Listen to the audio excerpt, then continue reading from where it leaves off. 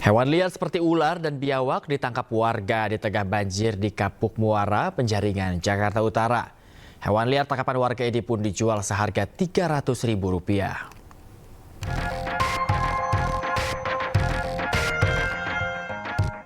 Ada yang unik dari fenomena banjir di Jakarta. Warga menangkap ular dan biawak berukuran besar pasca banjir menggenang di kawasan Kapuk Muara, Penjaringan, Jakarta Utara. Diduga hewan-hewan liar ini keluar dari sarangnya akibat terendam banjir. Warga yang menangkap hewan liar ini kemudian menjualnya dengan cara dijajakan di pinggir jalan. Warga mengaku hewan yang ia tangkap ini bisa dijual hingga Rp300.000. Sebelumnya, kawasan ini tergenang banjir akibat hujan deras yang melanda selama 2 hari terakhir. Pas banjir dia keluar ini. Dari kali apa tadi Pak? Dari tadi pagi lari-lari, nggak ada berani nangkep, ya udah ditangkap aja udah. Tadi kali apa nih yang meluap Pak? Tadi dari aliran kali apa nih Pak? Kali apa tuh Bagus Sangke. Tuh Bagus Sangke ya Pak ya? Iya. Oke, ini Bapak rumah ini terendam banjir juga atau seperti apa nih? Ya sebenarnya banjir juga rumah. Berapa sentimeter tadi Pak? Ya, sekitar sedengkul lah. Warga berharap banjir segera surut agar warga bisa beraktivitas normal kembali. Dari Jakarta, Sofyan Firdaus, iNews melaporkan.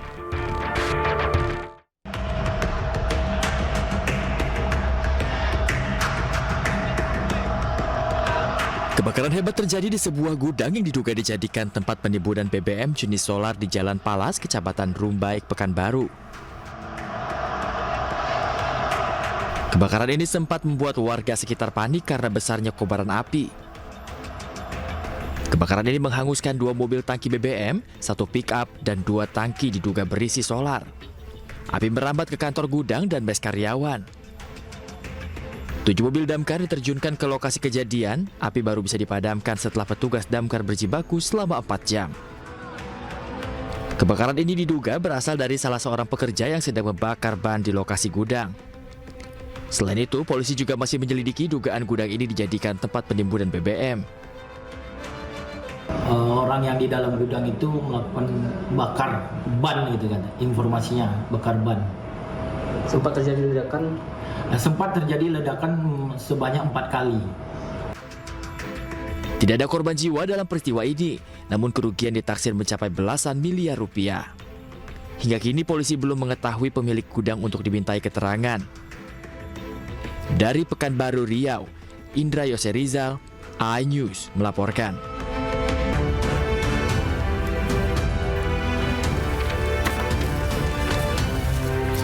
Halo, selamat pagi pemirsa. Inews Pagi kembali hadir melengkapi informasi Anda pada pagi hari ini. Iya, betul sekali. Selain 3 berita utama tadi, sejumlah informasi menarik lainnya juga telah kami siapkan untuk Anda. Bersama saya, Bayu Pradana. Dan saya Arlista Hadi. Pemirsa, inilah Inews Pagi selengkapnya untuk Anda.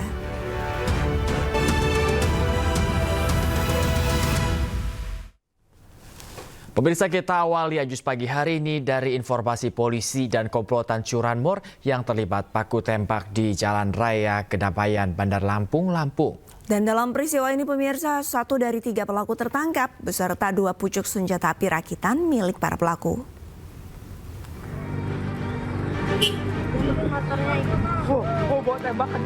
Video amatir warga merekam saat polisi mengejar komplotan pencuri motor di Jalan Hayamuruk, Kecamatan Kedamaian, Bandar Lampung, Lampung pada Kamis siang.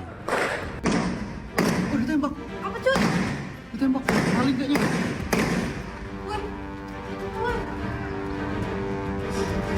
Polisi terpaksa menabrak pelaku pencurian motor karena pelaku melawan dengan menembak balik petugas dengan senjata api rakitan. Apa itu?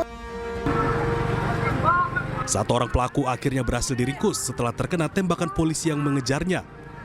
Sementara 2 orang rekan pelaku kabur.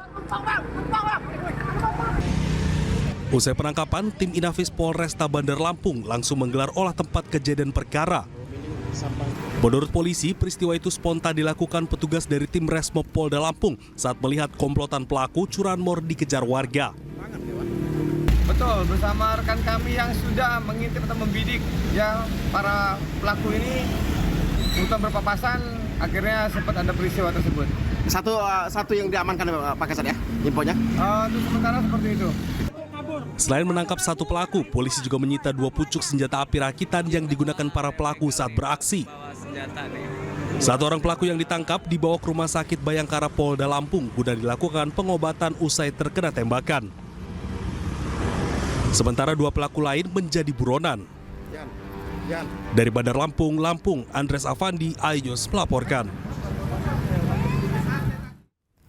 Pemirsa, komplotan curanmor menggasak motor trail di parkiran kios Jalan Raya Margonda, Kota Depok, Jawa Barat. Aksi para pelaku ini terekam CCTV hingga viral.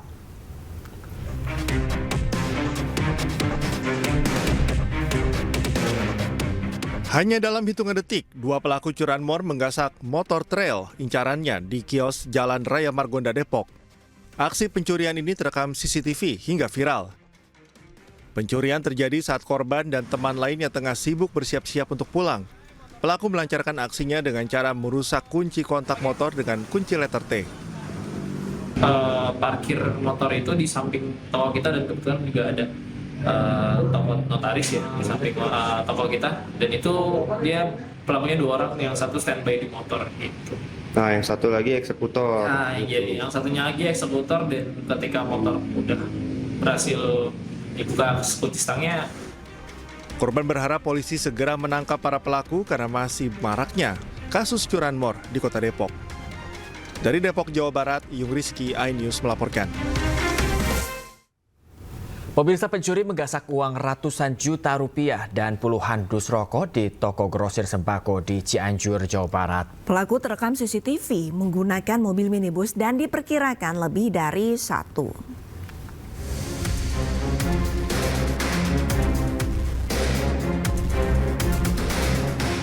Polisi mendatangi toko grosir sembako yang baru saja dibobol maling di desa Haurwangi, Cianjur. Polisi sempat melakukan olah TKP dan memeriksa rekaman CCTV. Hasilnya, 1 unit minibus terekam datang dengan pelaku lebih dari 1 orang, lalu merusak pintu gerbang dan merusak 20 kamera pengawas. Para pelaku lalu masuk dan menggasak uang tunai ratusan juta rupiah dan puluhan dus rokok. Aksi pencurian baru diketahui saat anak pemilik toko datang dan menemukan pintu gerbang rusak. Selain itu, barang-barang di dalam toko juga berantakan. 245 kurang lebih. Nah, untuk ini total kerugiannya berapa, Kang? Kalau kasar ada 250-an lah, belum di total semua. 250 juta gitu. Dan sempat dicek CCTV ini, Kang nggak ini ya? Nggak mati. Jadi sebelum listrik dimatiin, CCTV udah mati. Ditaksir total kerugian dicuri pelaku mencapai 250 juta rupiah. Petugas pun memasang garis polisi di lokasi dan masih melakukan penyelidikan. Dari Cianjur, Jawa Barat, Muhammad Andi Ihsan, iNews melaporkan. Pemirsa, angin puting beliung terjang permukiman di Cilacap, Jawa Tengah. Kencangnya angin hingga menerbangkan atap bangunan rumah warga. Watailah, ya Allah. Astagfirullah, ya Allah. Angin kencang menerjang permukiman warga di desa Sidamukti, Cilacap, Jawa Tengah. Angin memporak-porandakan apapun yang dilewati. Atap bangunan sekolah Madrasah Ibtidaiyah hancur diterpa angin membuat warga panik dan ketakutan. Di lokasi lain, 1 unit kendaraan rusak. Pada bagian kaca depan tertimpa angin kencang ini yang terjadi begitu tiba-tiba tanpa adanya hujan. Berdasarkan data dari perangkat desa Sidamukti, angin puting beliung merusak 40 rumah warga dan sejumlah fasilitas umum. Rata-rata kerusakan pada bagian atap. Di sebelah timur tuh ada angin dari utara tuh ke selatan. Nah, saya lihat ke atas tuh ada mendung, muter mendungnya dari utara ke selatan terus langsung ke barat. Dari barat ada angin juga, langsung muter tembok di sini tuh. Saya lihat ada puing-puing pada terbangan ke atas. Tahu-taunya tuh di belakang saya itu apa tuh garasi ini, tangga saya tuh bunyi peratak-peratak. Peristiwa ini tidak menimbulkan korban jiwa, namun kerugian ditaksir mencapai puluhan juta rupiah. Dari Cilacap, Jawa Tengah, Heri Susanto, iNews melaporkan. Pemirsa, sebuah mobil angkutan Jaklingko jurusan Kalideres Muara Angke terbakar di Terminal Bus Kalideres, Jakarta Barat. Ya, mobil ini diduga korsleting listrik pada bagian mesin usai menerjang banjir yang melanda Jakarta.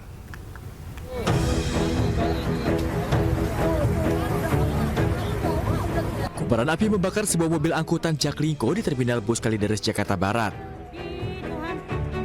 Peristiwa terjadi saat kendaraan Jaklingko jurusan Kalideres Muara Angke hendak parkir usai menurunkan penumpang. Namun secara tiba-tiba muncul percikan api di bagian mesin bawah bangku sopir hingga akhirnya api membesar dan menghanguskan seluruh badan mobil. Dari kabel korslet bang, mungkin karena kemarin kebanjiran atau gimana, kurang tahu sih bang. Jadi basah kabelnya? Iya, jadi udah nurunin penumpang sih tadi di sini baru kabel korslet. Kurang sih bang. Siap menunggu antrian ya, tadi menunggu antrian akan berangkat ya, karena kan ada jam-jam pemberangkatannya ya. Pas dia hidupkan mesin, nggak tahu timbul percikan api ya. Nah kemudian karena ada percikan api, rame-rame didorong ke depan supaya tidak membahayakan bis kendaraan yang parkir yang lain. Lalu kita lakukan pemadaman, namun karena api cepat membesar jadi cepat terbakar. Tidak ada korban jiwa dalam peristiwa ini. Api berhasil dipadamkan petugas terminal dengan menggunakan alat pemadam api ringan. Selanjutnya mobil Jaklingko ini dibawa ke kantor Dinas Perhubungan Jakarta Barat untuk kemudian ditangani oleh petugas kepolisian. Dari Jakarta, Miftahul Gani, iNews melaporkan.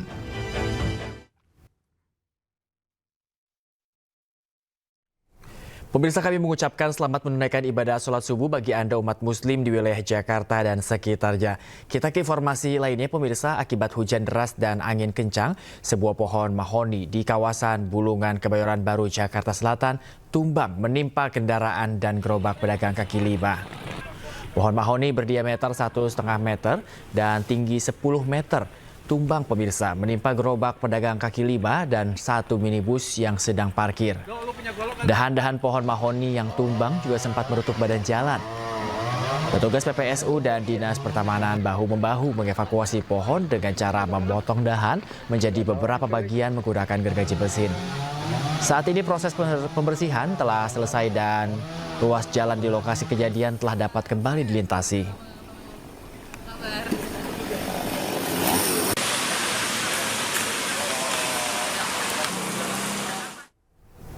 Banjir dengan ketinggian 70 cm sampai 1 meter ini masih merendam puluhan rumah warga di Jalan Kompleks Film dan Televisi Cengkareng, Jakarta Barat. Puluhan warga yang rumahnya terendam banjir bertahan di masjid yang dijadikan posko pengungsian. Kompleks Film dan Televisi Cengkareng, Jakarta Barat terendam banjir pada malam ini dengan ketinggian 70 cm hingga 1 meter. Banjir turut merendam sejumlah kendaraan roda 4. Saat ini pemirsa, akses warga menuju ke rumahnya masing-masing masih terputus lantaran tingginya debit air.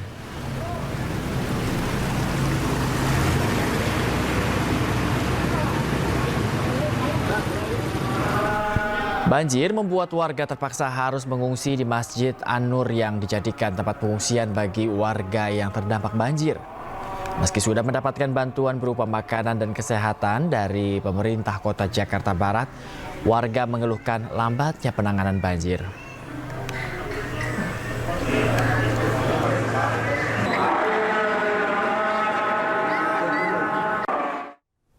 Selain itu pemirsa, banjir masih merendam permukiman warga di RT 006 RW 09 Perpedan Kamal Kalideres, Jakarta Barat. Buruknya saluran drainase membuat banjir tidak kunjung surut. Hingga Jumat dini hari sekitar 90 rumah terpantau masih terendam banjir setinggi 70 cm. Sebagian warga memutuskan untuk bertahan di rumah menunggu banjir surut. Sementara warga yang mengungsi ke sebuah musola seperti lansia dan anak-anak mengaku kini mulai terserang penyakit gatal-gatal dan diare. Para pengungsi berjebut belum mendapat bantuan seperti makanan siap saji, pemeriksaan kesehatan dan juga air bersih dari pihak manapun. Sampai saat ini belum ada pihak manapun yang datang ke sini dan kami belum menerima bantuan apapun, Bu. Belum menerima bantuan apapun sama sekali dari kelurahan atau dari kecamatan, belum ada sama sekali, Bang.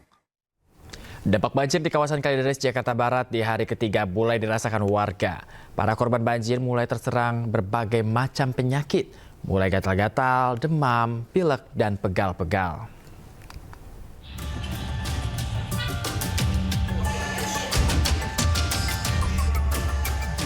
Warga korban banjir ramai mendatangi posko pengobatan gratis Puskesmas dan Bidokes Polres Metro Jakarta Barat di Rusun Tegal Alur Kalideres, Jakarta Barat. Warga mengeluh berbagai penyakit akibat terkena air banjir. Banjir yang melanda kawasan Tegal Alur Kalideres menyebabkan warga terpaksa melawan air keruh rawan penyakit. Meski sudah diungsikan ke tempat yang lebih aman, namun sejumlah penyakit seperti gatal-gatal, demam, pilek, dan pegal-pegal menyerang warga lansia dan anak-anak. Kelurahan Tegal Alur merupakan kawasan di Jakarta Barat yang terparah diterjang banjir dengan ketinggian air mencapai 1 meter. Iya, jadi tulang pada gimana sih? Cipe nggak karanggenanya kayak dibakar gitu. Oh, karena kedinginan? Iya. Ya, kemarin ada dokter cuma belum ngungsi. Jadi keluhannya apa tadi? Batuk, pilek, yang panas, demam. Untuk wilayah yang lokasi banjir yang tinggi itu di wilayah Tegal Alur, lebih kurang 80 cm. Dan sampai sekarang sudah mulai berangsur surut. Terdampak itu lebih kurang ada sekitar 800 jiwa ya. Warga terdampak banjir mencapai 800 jiwa yang tersebar di 12 titik pengungsian seperti di rusun, sekolah dan musola di kawasan Tegal Alur. Warga mendapatkan obat-obatan, vitamin, makanan siap saji, serta perlengkapan bayi. Dari Jakarta, Miftahul Gani, iNews melaporkan. Hewan liar seperti ular dan biawak ditangkap warga di tengah banjir di Kapuk Muara, Penjaringan, Jakarta Utara.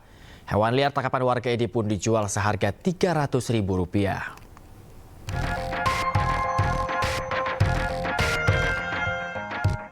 Ada yang unik dari fenomena banjir di Jakarta.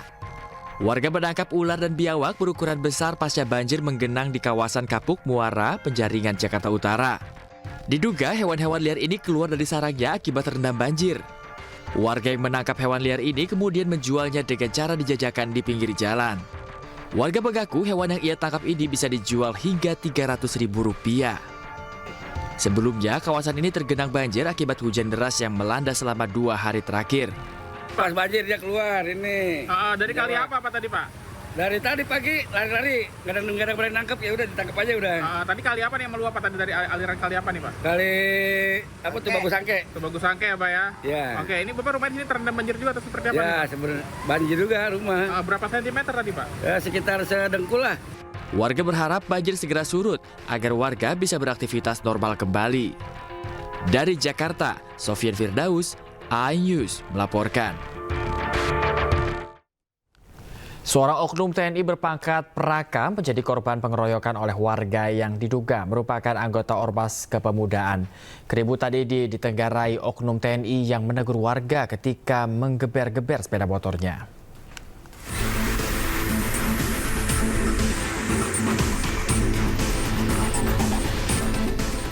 Video amatir memperlihatkan kondisi diduga markas Ormas Kepemudaan yang melakukan pengeroyokan terhadap oknum TNI berpangkat Praka di Desa Durin Simbelang, Deli Serdang, Sumatera Utara.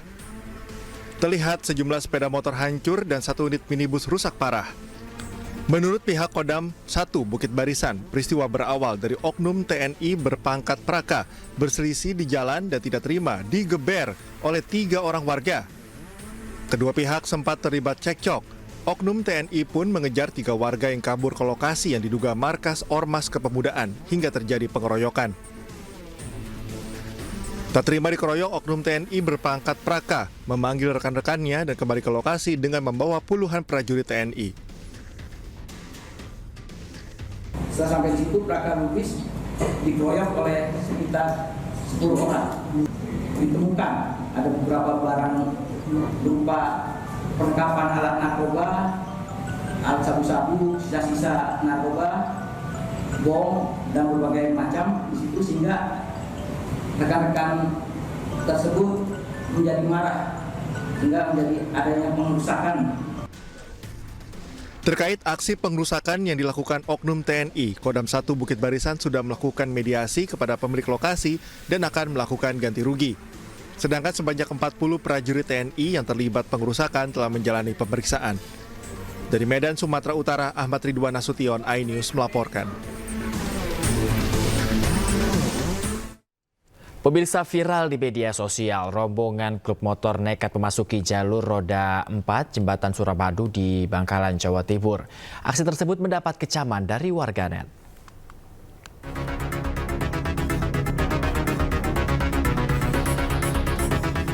Viral rombongan klub skuter masuk jembatan Suramadu di Bangkalan, Jawa Timur. Ironisnya mereka melintasi jalur yang diperuntukkan kendaraan roda 4. Aksi klub skuter ini pun menuai kecaman warganet karena dinilai memberi contoh tak baik bagi para pengendara sepeda motor lainnya. Saat ini polisi sedang menelusuri identitas para anggota klub motor ini guna memberi teguran maupun sanksi sesuai aturan yang berlaku. Menelusuri pihak-pihak mana atau nomor polisi mana saja yang masuk ke dalam jalur roda 4 tersebut. Nanti pasti kita akan tindak lanjuti. Polisi saat ini sedang memperketat patroli di sepanjang kawasan Suramadu, utamanya di jalur roda 2. Polisi juga berencana untuk mendirikan pos terpadu dan memasang portal di pintu masuk jembatan Suramadu. Dari Bangkalan, Jawa Timur, Taufik Syahrawi, iNews melaporkan. Komisioner KPU Barito Utara Kalimantan Tengah terancam diberhentikan oleh Dewan Kehormatan Penyelenggaraan Pemilu DKPP atas dugaan pelanggaran kode etik karena tidak menjalankan perintah Bawaslu menggelar pemungutan suara ulang PSU di 2 TPS. DKPP menggelar sidang pemeriksaan dugaan pelanggaran kode etik penyelenggaraan pemilu yang diduga dilakukan Ketua dan anggota KPU Kabupaten Barito Utara Kamis siang. Komisioner KPU Kabupaten Barito Utara diadukan oleh paslon Bupati dan Wakil Barito Utara Ahmad Gunadi Nadal Syah Sastrajaya melalui kuasa hukumnya yaitu Andi Muhammad Asrun. Asrun mempersoalkan keputusan KPU yang tidak menggelar PSU atau pemungutan suara ulang. Padahal Bawaslu sudah merekomendasikan untuk melakukan pemungutan suara ulang di TPS 04 Malemwaken dan TPS 01 Kampung Melayu. Bahwa rekomendasi Bawaslu untuk PSU bersuara ulang itu tidak dilaksanakan oleh KPU. Kan ada masalah itu bahwa di TPS 04 Malemwaken kemudian TPS 01 Kampung Melayu itu ada masalah. Nah, persoalan juga adalah adanya penambahan suara ya atau pengurangan suara.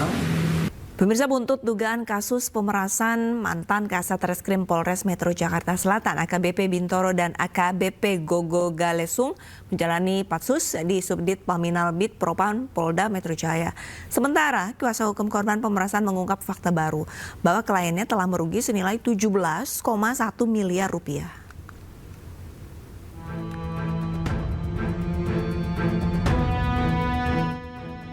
Polda Metro Jaya memastikan Propam akan menyelesaikan penyidikan dan menggelar sidang etik terhadap mantan Kasat Reskrim Polres Metro Jakarta Selatan, AKBP Bintoro, dan juga AKBP Gogo Galesung, terkait kasus dugaan pemerasan. Korban pemerasan juga telah diklarifikasi terkait adanya keterlibatan pihak selain AKBP Bintoro. 4 oknum polisi termasuk AKBP Bintoro serta AKBP Gogo Galesung menjalani penempatan khusus di Subdit Paminal Bid Propam Polda Metro Jaya sejak tanggal 25 Januari 2025. Terhadap yang bersangkutan dan 3 orang lainnya telah dimutasi dari jabatannya dan telah dilakukan penempatan khusus atau patsus di Bid Propam Polda Metro Jaya. Selanjutnya Bid Propam Polda Metro Jaya akan menyelesaikan penyelidikan dari Bid Propam Polda Metro Jaya bersama nanti dengan Paminal dan segera menyelenggarakan sidang kode etik terhadap yang bersangkutan. AKBP Bintoro membantah pernah berkomunikasi dan telah melakukan pemerasan 20 miliar rupiah kepada tersangka kasus pembunuhan AN yang merupakan anak dari bos sebuah klinik kesehatan dengan iming-iming menghentikan penyidikan. Sementara kuasa hukum tersangka pembunuhan AN dan B menyebut kliennya mengaku merugi senilai 17,1 miliar dan meminta Bintoro untuk mengembalikannya. Bukti-buktinya nanti akan kami bawa ke persidangan, ya ke persidangan. Bukan bukti yang disampaikan yang beredar sama sekali 20 miliar. Yang ada adalah pengakuan klien kami dengan surat pernyataan itu 17,1 miliar. Namun di gugatan itu juga kami sampaikan 14, sekian miliar gitu, seperti bukan 20 miliar dan bukan mobil Ferrari tapi adalah 17, sekian miliar sama mobil Lamborghini Aventador dan 2 motor. Klien kami sudah mengeluarkan uang atau kerugian totalnya 17,1 miliar. Itu pernyataan yang ditandatangani oleh klien kami. Dugaan pemerasan ini mencuat setelah kuasa hukum 2 tersangka pembunuhan memasukkan gugatan perdata ke Pengadilan Negeri Jakarta Selatan. AKBP Gogo Galesung yang menjabat Kasubdit 2 Ditreskrimum Polda Metro Jaya sempat menuai sorotan masyarakat karena memperbolehkan debt collector untuk menarik kendaraan di jalan asalkan dilakukan dengan baik-baik. Sikap ini berbeda dengan Kapolda Metro Jaya saat itu, yakni Irjen Fadil Imran yang menilai debt collector arogan saat menarik kendaraan nasabah. Tim Liputan iNews melaporkan. Pemirsa, orang tua FA, korban pembunuhan yang melibatkan anak bos klinik kesehatan, tidak mengetahui kasus yang menewaskan anaknya tidak berjalan dengan semestinya. Dirinya pun kaget jika ada tawar-menawar uang 20 miliar rupiah dalam kasus kematian anaknya. Ditemui di kediaman nenek FA di Kampung Garisul Kidul, Desa Kalong Sawah, Kabupaten Bogor, Jawa Barat, orang tua FA mengaku pihak keluarga tidak mengetahui kasus yang menimpa putrinya ini tidak berjalan dengan semestinya. Dirinya mengakui pernah diberikan santunan oleh pihak pelaku sebagai uang duka cita. Namun, belakangan pihaknya terkejut ada upaya suap dan pemerasan hingga puluhan miliar terkait kasus kematian anaknya. Pihak keluarga meminta agar kasus ini segera diselesaikan. Udah berkeluargaan, ya damai lah ibaratnya, udah nggak ada masalah lagi sebenarnya mah. Pihak pelaku sendiri, keluarga pelaku sendiri memberikan santunan atau gimana, Bu? Ya, memberikan santunan. Harapannya seperti apa nih, Bu, ke depannya, Bu? Harapannya ya semoga cepat selesai kasusnya. Ya, selesai. Kita ke informasi lain, pemirsa. Ratusan buruh yang tergabung dalam KSPI bersama dengan Partai Buruh menggelar aksi demonstrasi di Kedutaan Besar Malaysia dan Kementerian BP2MI. Aksi ini merupakan bentuk protes terhadap tindakan yang mengakibatkan tewasnya buruh migran Indonesia akibat ditembak oleh aparat di Malaysia.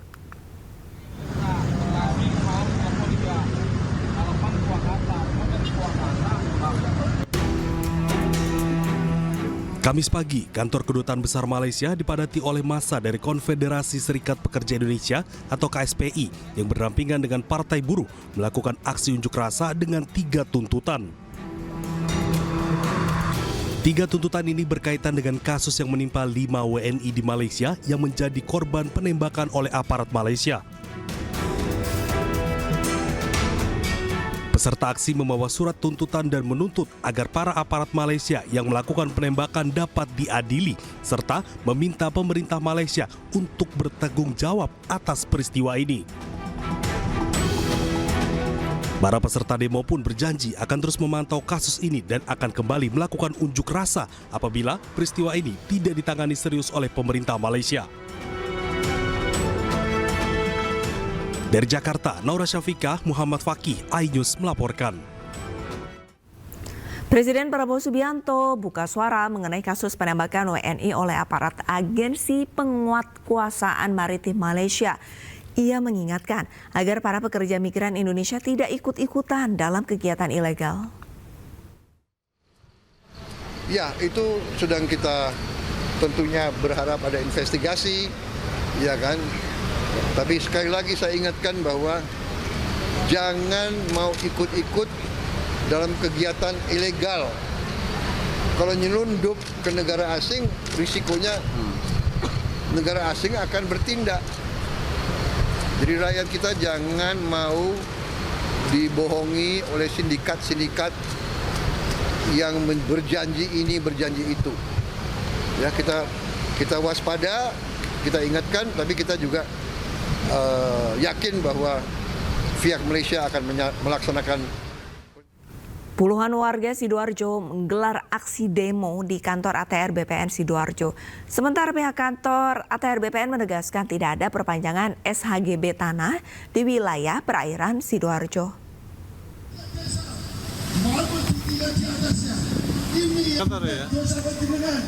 Sebelumnya pemirsa, ada 657 hektar tanah di wilayah perairan Sidoarjo yang dimiliki dua perusahaan properti melalui surat hak guna bangunan yang diterbitkan BPN mulai menuai protes warga Sidoarjo. Mereka menuntut pertanggungjawaban pihak kantor ATR BPN Sidoarjo terkait terbitnya surat HGB atas tanah yang ada di wilayah perairan Sidoarjo dan beritanya viral di sejumlah media massa dan media sosial. Warga mengecam tuntut mundur Kepala ATR BPN Sidoarjo jika HGB tanah di wilayah perairan Sidoarjo diperpanjang. Sementara itu terkait aksi demo warga, Kepala ATR BPN Sidoarjo Muhammad Rizal menekankan jika tanah tersebut sudah tergolong tanah musnah yang saat ini sudah menjadi laut, sehingga tidak mungkin ada perpanjangan surat HGB pada tanah yang dimaksud. Dua mekanisme yang harus ditempuh. Jangka waktunya akan berakhir pada tahun 2026 dan tidak akan diperpanjang. Yang kedua, itu sudah tanah musnah. Jadi menurut ketentuan Undang-Undang Nomor 5 Tahun 60, Pasal 40, salah satu hapusnya hak guna bangunan itu adalah tanahnya musnah. Masyarakat anti korupsi Kamis siang mendatangi kantor Kejaksaan Agung untuk melaporkan dugaan korupsi di kasus pagar laut. Sementara itu Menko Infrastruktur dan Pembangunan Kewilayahan Agus Harimurti Yudhoyono menduga ada penyalahgunaan wewenang dalam penerbitan sertifikat di perairan Tangerang.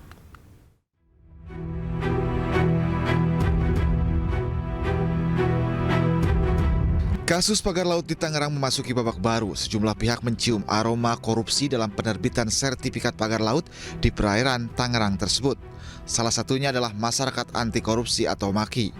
Koordinator Masyarakat Anti Korupsi atau MAKI Boyamin Saiman mendatangi kantor Kejaksaan Agung untuk melaporkan dugaan korupsi kasus pagar laut di Tangerang. Pelaporan ditujukan kepada sejumlah pihak, mulai dari para kepala desa, pihak kecamatan, hingga dengan badan pertanahan yang ada di sepanjang pagar laut 30,1 km tersebut. Boyamin juga membawa sejumlah alat bukti mulai dari dokumen, akta jual beli yang diduga palsu, hingga mencatat nama Menteri Agraria dan Tata Ruang sebagai saksi dalam dugaan kasus korupsi.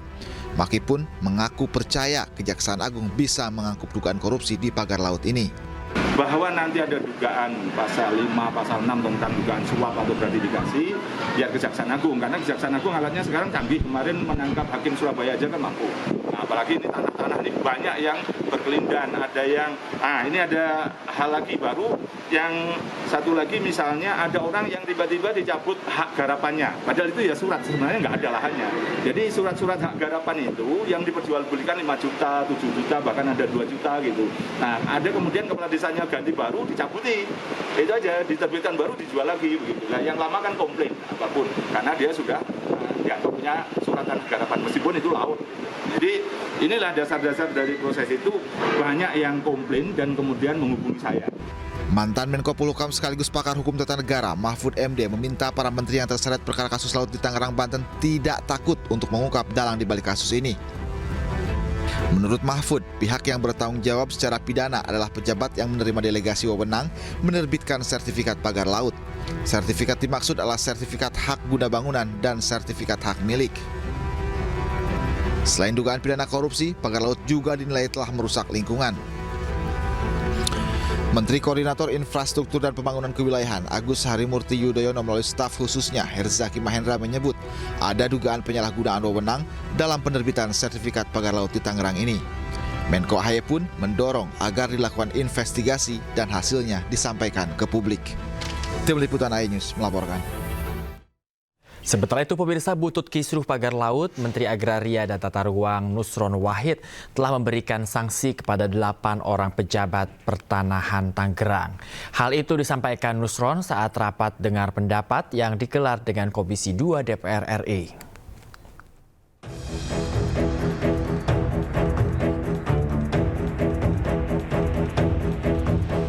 Menteri Agraria dan Tata Ruang Nusron Wahid mencopot 6 pejabat di lingkungan kantor pertanahan Kabupaten Tangerang. Pencopotan ini dilakukan sebagai buntut kisruh pagar laut misterius sepanjang 30 km di Laut Tangerang. Nusron mengambil keputusan itu setelah audit investigatif dilakukan di internal kementeriannya. Ia mengklaim sanksi berat telah diterapkan kepada pejabat yang terlibat, bahkan 6 diantaranya dicopot. Meski tak merinci secara lengkap nama pejabat yang dicopot, namun Nusron membeberkan inisial 8 orang pejabat yang dikenakan sanksi dan 6 pejabat yang dicopot. Kita memberikan sanksi berat, pembebasan dan penghentian dari jabatannya pada mereka yang terlibat kepada 6 pegawai dan sanksi berat kepada 2 pegawai. Nah, nama-nama pegawainya siapa saja kami nggak bisa sebut, ya kan? Kami hanya sebut inisial. Yang pertama adalah JS, Kepala Kantor Pertanahan Kabupaten Tangerang pada masa itu. Kemudian SH, ex Kepala Seksi Penetapan Hak dan Pendaftaran.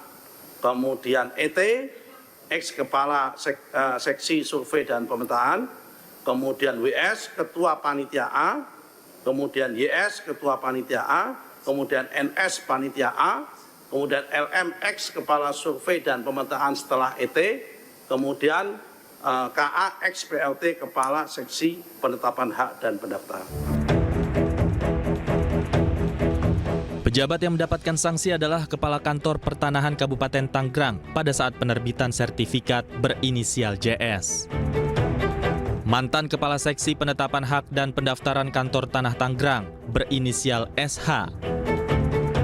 Mantan Kepala Seksi Survei dan Pemetaan Kantor Tanah Tangerang berinisial ET. Ketua Panitia A berinisial WS dan YS.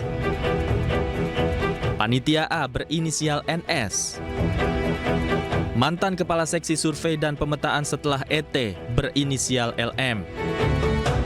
Dan yang terakhir adalah mantan PLT Kepala Seksi Penetapan Hak dan Pendaftaran Kantor Tanah Tangerang berinisial KA. Dari 8 orang yang diperiksa, 6 orang diantaranya dicopot oleh Nusron karena dianggap telah menerbitkan SHGB pagar laut yang tidak sesuai dengan aturan. Dari Jakarta, Tim Liputan iNews melaporkan. Pemirsa, Presiden Prabowo Subianto menghadiri rapat pimpinan TNI Polri di Gedung Tribrata Dharma Wangsa, Jakarta Selatan. Rapat pimpinan TNI Polri tahun ini bertemakan Sinergitas TNI Polri guna mendukung misi Presiden Prabowo Subianto. Presiden Prabowo memberikan sambutan dan arahan kepada seluruh jajaran pimpinan TNI Polri. Presiden menyampaikan terkait peran penting TNI Polri dalam suatu negara. Presiden menjelaskan TNI dan Polri diberikan kekuasaan sangat besar oleh negara dan bertanggung jawab kepada rakyat Indonesia. Suatu bangsa tidak ada artinya kalau tidak dapat diimplementasikan. Saudara-saudara sekalian, karena itu biasanya ciri khas negara yang gagal adalah tentara dan polisi yang gagal. Tentara dan polisi adalah bagian dari suatu negara yang memiliki suatu kekuasaan khusus.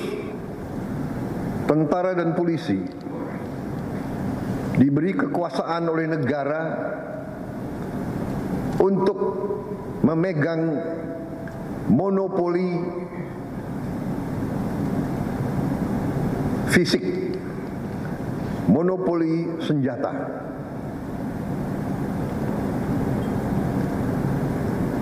Kekuasaan ini sangat besar. Rakyat yang mempercayakan kekuasaan ini kepada saudara-saudara sekalian. Rakyat yang menggaji saudara. Rakyat yang melengkapi saudara dari ujung kaki sampai ujung kepala. Rakyat yang memberi makan kepada tentara dan polisi. Dan rakyat memberi kuasa kepada tentara dan polisi untuk memegang monopoli senjata. Dan dengan kepercayaan yang demikian besar, dengan menyerahkan kekuasaan kepada saudara-saudara,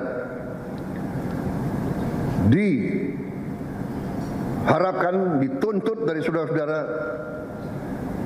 Pemirsa, Timnas Futsal Indonesia berhasil mengalahkan Jepang dengan skor tipis 1-0 dalam turnamen internasional Foreign Nation World Series 2025. Ya, gol sematawayang Timnas Garuda diciptakan oleh Samuel Eko Putra Tampu Bolon di babak kedua. Pertandingan sengit antara Timnas Futsal Garuda melawan tim Samurai Biru Jepang terjadi sejak awal laga. Pada babak pertama, Jepang langsung intens menebar serangan ke gawang Timnas Garuda. Beruntung Muhammad Al-Bagir tampil apik dengan penyelamatan penting di bawah mistar gawang dan memaksa hasil imbang pada babak pertama dengan skor 0-0. Di babak kedua, Jepang tidak mengendurkan serangan, namun raungan supporter tuan rumah di Jakarta International Velodrome Jakarta Timur semakin bergemuruh menyemangati Timnas Garuda. Hasilnya, tim asuhan Hector Souto mampu mencuri gol pada menit ke-29 yang dicetak oleh Samuel Eko Putra Tampu Bolon memanfaatkan umpan dari Rio Pangestu. Duel sengit juga terjadi antara tim Tenggo Argentina dan tim Elang Hijau Arab Saudi. Di sepanjang laga kedua, tim menampilkan permainan yang memukau dan saling jual beli serangan sejak peluit pertama dibunyikan. Arab Saudi sempat mengejutkan Argentina di awal babak pertama dengan 2 gol cepatnya. Tak mau menyerah, Argentina berusaha mengembalikan keadaan hingga berhasil menutup babak pertama dengan kemenangan 4-3.